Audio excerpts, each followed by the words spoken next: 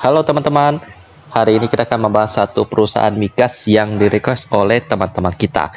Perusahaan ini sangat terkenal akan laba mereka yang pada tahun 2022 ini cukup memuaskan ya, bahkan sangat memuaskan sampai harga sahamnya itu terbang.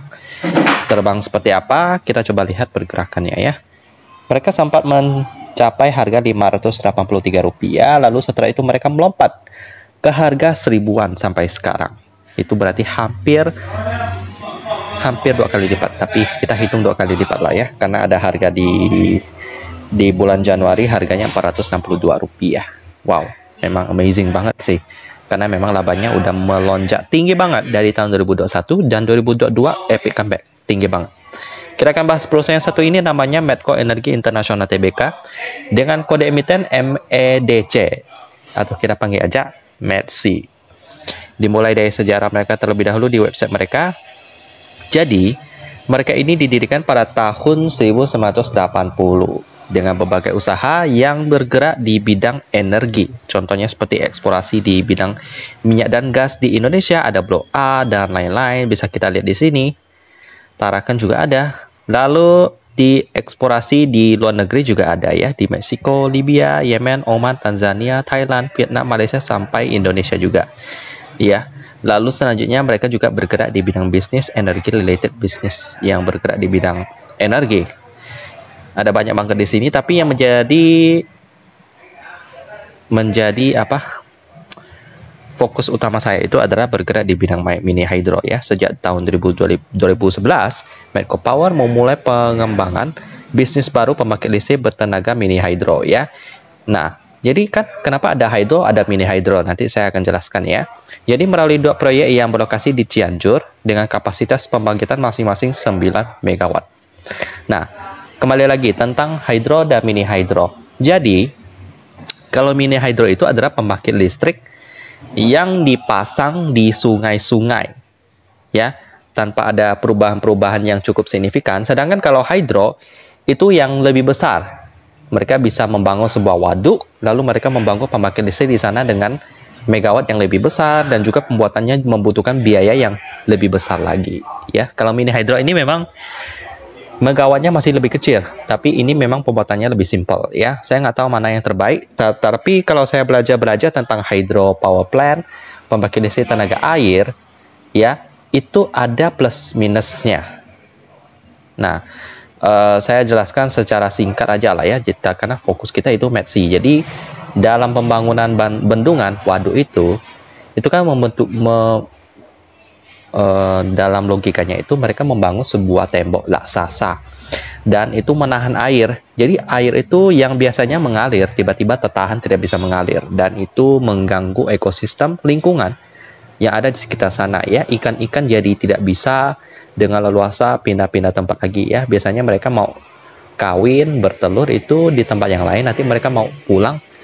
Kalau ada waduk itu kan agak lebih susah. Jadi ada banyak pertimbangan sih kalau dalam membangun pembangkit listrik tenaga air. Tapi ke depan teknologi akan lebih baik lagi, termasuk MEDC ini juga akan membuat sebuah sistem yang lebih ramah lingkungan. Nah, itu bagaimana? Nah, itu kita lihat teruslah perkembangannya ya, karena kita juga bisa terus belajar sih. Ada banyak cara ya, seperti memasang turbin di dalam air, jadi nggak usah bangun waduk. Mirip mini hydro lah ya. Nah, itu sekilas tentang pembangkit listrik. Lalu usaha selanjutnya yang mereka lakukan itu ada natural resource seperti emas ya, dan copper mining. Selanjutnya juga ada di bidang distribusi gas. Jadi di banyak bisnis yang mereka tekuni ini bukan hanya tentang minyak dan gas. Bagaimana ke prospeknya? Bagus dong ya, karena memang sudah sepantasnya perusahaan itu melakukan diversifikasi yang saling membantu satu sama lain. Jadi untuk MEDC ini masih oke. Sekarang kita akan lihat pemegang saham.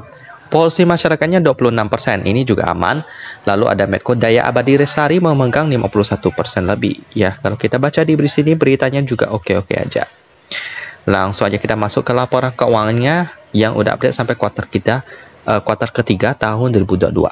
Kita lihat dulu MEDC ya. Ini dia. Lalu kita lihat di laporan kuartal ketiga. Kita download PDF-nya. Untuk mata uang pelaporan daripada METSI ini dalam bentuk dolar Amerika, kurs konversi 15 ribuan, pembulatan satuan. Jadi kita perlu kali 15 ribu. Laba rugi untuk entitas induk seberapa besar? Ini dia, 400 juta US dollar. Itu berarti sekitar 6 triliunan ya. Yap, 6,11 triliun dengan per 3,33 kali. Wow, angka yang bagus banget ini ya. Selanjutnya untuk liquidity-nya juga oke sih, 123%. Untuk aset lancarnya dia sebesar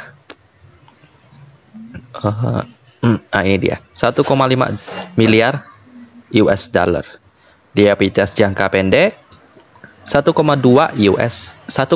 miliar US dollar. Masih lebih gede aset lancar. Nice.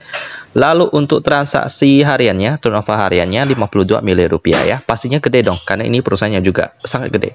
Hari ini dia minus cukup banyak, minus 4%. Biasalah ya, yang udah beli di bawah mau take profit.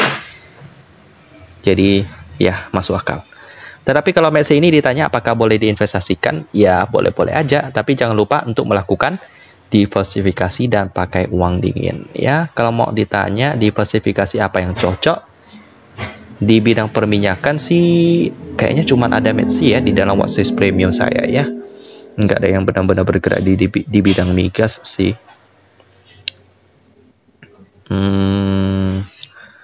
Sepertinya tidak ada. Ya palingan METSI kalau mau diversifikasi ke sektor lain juga nggak apa-apa sih. Jadi silakan dilihat aja di watchlist premium saya, review saham bulan Desember tahun 2022. Ada 20-an perusahaan di sana termasuk METSI juga. Jadi gitulah pembahasan tentang METSI, perusahaan minyak yang gede banget, yang diversifikasinya juga gede banget. Saya tutup dan kita ketemu lagi di video selanjutnya.